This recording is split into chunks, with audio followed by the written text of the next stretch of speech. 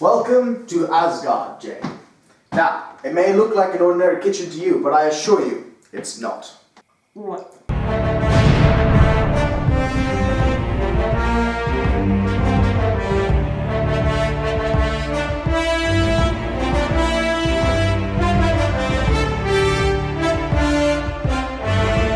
Hi everyone, welcome back to the cinema. My name is Blake. You already know what we're talking about. Thor 2. Now look, let me just rewind the clocks a tiny bit. In Iron Man 3, I made a point about saying that I think it was the only film with narration in the MCU. Well, that was wrong. This film flat out opens with narration, but I think that just speaks volumes for how many times I've seen this movie and wanted to go back to it. Full spoilers, because I didn't make that clear anywhere. This movie came out a long time ago, and I feel like 90% of you that are watching this have already seen the movie and just want to see my thoughts on it. So here they are in the void of YouTube and all the videos that exist out there.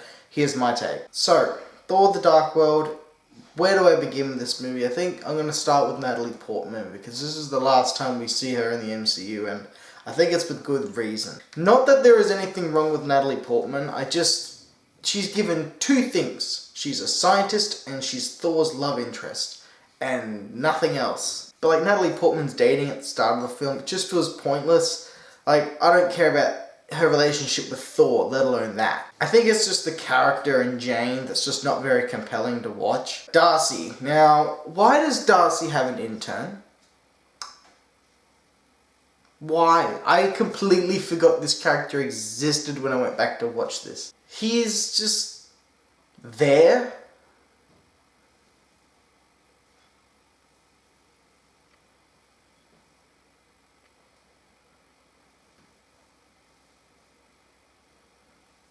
He exists. Sorry if I seem a little bit spaced out. I might even seem like I'm high, but I'm pushing 48 hours without sleep. But I have the itch to make videos, so I'm here. Darcy's really solid though. She provides most of the laughs throughout the film, but this intern is really only there to just be her boyfriend at the very end. I don't understand. I'm looking at my notes here and they are as scattered as the film. Okay, this is in just no random order.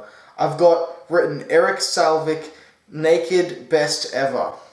But he's a fucking Chad if I've ever seen one. Okay, what kind of prison does Asgard have that if you just punch the walls of the prison hard enough and keep doing it, that you can just break free? I've watched it and just went, oh okay, you can just escape like that, okay. Chris Hemsworth is good for the most part. I mean, he feels like it's his movie, right? But he's just so restricted and just segregated to the one, I am Thor, this is my voice and I can do nothing else. And I think it's one of the reasons that Thor Ragnarok got such a switch up, because the formula just got so tired with this film. The first one had arrogant Thor become worthy of a king and a good man by the end of it. The second one didn't know what to do with his character. They didn't really have a plan after the Avengers were a success, you know, the Thanos teaser and all that shit. They can say that they had all of this planned in advance and it was all gonna work out fine.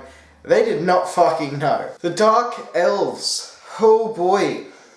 And Malekith. Bet you didn't even remember his name, and I don't blame you, because other than the opening narration that Odin gives, we get literally nothing on this guy. All he wants is the ether, and probably, well, destruction, and just bad guy stuff because he's a bad guy. He's just very by the numbers as they come, generic, and has no ties with Thor as a character whatsoever. I feel like I'm sounding a bit too negative about all this. I mean, there is some cool stuff, like when you get to see Jane come to Asgard for the first time, or Thor having to team up with Loki. I remember coming out of the cinema and I wasn't, oh, that was a shit Marvel movie. I went, yeah, that was good. I had a good time. It was new stuff for the time, but in retrospective, it feels like it just contributes nothing. I think the reason I'm not fond of this film, and this might be for a lot of other people as well, is that the film just doesn't take any risks. The movie just feels so safe in its own bubble that when it's telling you the world is going to end, you just don't really buy it. I'll elaborate on what I mean by the film doesn't take risks and it feels safe, you know. Thor's hand's cut off. Oh no. Oh wait, never mind, it isn't. Loki is dead. Wow, what a bold move. Oh wait, oh hang on, no he isn't. So things just feel like they don't have weight. You know it's bad when I'm watching Loki's death and all I can see is Thor Ragnarok parodying their own franchise. It just speaks volumes about how they feel about their own product. Again, I walked out of the film and went, oh, that was good, because for 5 seconds you're like, oh shit, Loki's there, fuck, where's it gonna go, what's gonna happen next?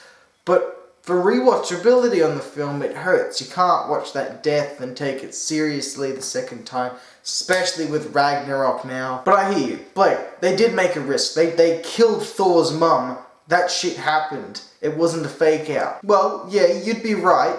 They did stick to their guns on that decision, but we didn't really even get to know her as the audience. It's shocking for Thor, but did anyone cry in the cinema when they saw that happen? If no one's upset or going, oh no, this is horrible, is it even really a massive risk then? That feels like it was only done to elevate the plot and say that, yeah, the Dark Elves really are bad, and it wasn't done in service of Thor's character. For me, it just doesn't carry any weight at all. As soon as she's sent out on the boat and they do like a Viking funeral, that's it. I don't ever remember hearing about her again. Thor's never in the climax going, this is for my mother, you piece of shit, when there could be some conflict there. But these two guys don't even really know each other. Malekith is on his own fucking venture and journey, and Thor just happens to be the one guy there to stop him. I feel like as well as trying to take those false risks to elevate the plot, it also does a lot of throwbacks to the first Thor film, and just because you do a lot of throwbacks doesn't make the movie better. Like how they bring back